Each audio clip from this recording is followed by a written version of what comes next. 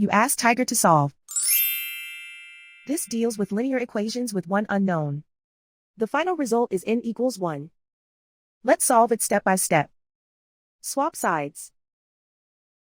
Group all constants on the right side of the equation. Subtract 65 over 8 from both sides. Combine the fractions. Combine the numerators. Reduce the zero numerator. Simplify the arithmetic. Combine the fractions. Combine the numerators. Simplify the fraction.